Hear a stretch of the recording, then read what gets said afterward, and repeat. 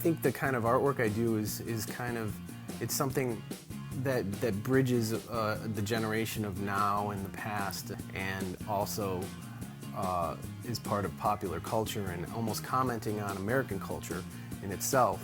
I grew up in a creative household. My mom was a painter and she made ceramics and stained glass. My father was a photographer and also a professional journalist and writer. You know, my mom had art up and she spent a lot of time making sure we had a lot of influence from art. I remember going through books on Michelangelo, and we had this huge book on the coffee table, and I would just bury myself into that. Not to mention, we had a huge stack of comic books that I was always going through.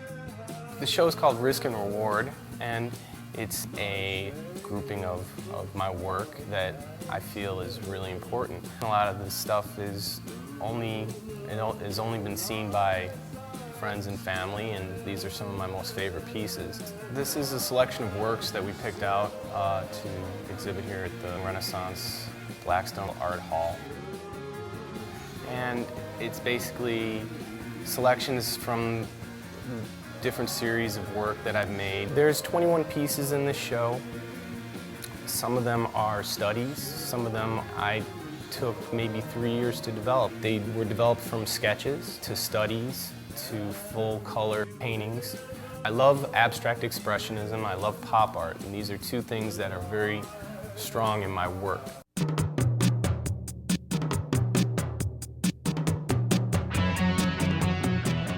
You know, I think a lot of my work is based out of collage and just symmetries and taking images and make them kind of like work together. Where I started doing that was in high school with this art teacher I had, Dismiss Rhoda, and he had us basically cut up interview magazines and this typography magazine called Upper and Lower Case. In interview magazine there was all these stark black and white images, and they were really great because they were really nice and big, and I think with those that black and white photography really led me into using stencils and learning how to cut stencils. I became familiar with Blek Lerat, his stencil making in Paris, and got really into typography. Along with the collage, I'd also started to get into painting more abstractly, and I was showing in several pop art galleries in Chicago, and the influence of the pop art really came into my work just because of the fun factor and my love for comics. In graffiti art, you would do characters, and along with your pieces and your murals, you would always have like somewhat of a character. So it was almost second nature to go into painting cartoon characters on canvas. The time that I realized I really wanted to be an artist, I had this friend that I went to grammar school with, and I went over to his house, and in his room he had paper all over his walls. There was tons of markers, tons of crayons. He was like, do whatever you want to do on the walls.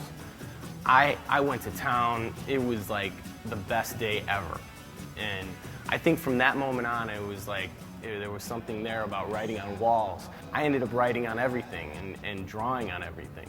The idea for the show was basically something I thought about a couple years back, and I really wanted to spotlight a lot of these works that I had never really shown before. There's certain aspects about my personal life in almost every one of these pieces. I really feel that this work is important and the quality is there, and I wanted to offer these pieces to the public. I really truly believe that I make art because that is what I'm supposed to do. It's something I've done my whole life. For me, it's a vocation. It's something that I have always done and I have to do.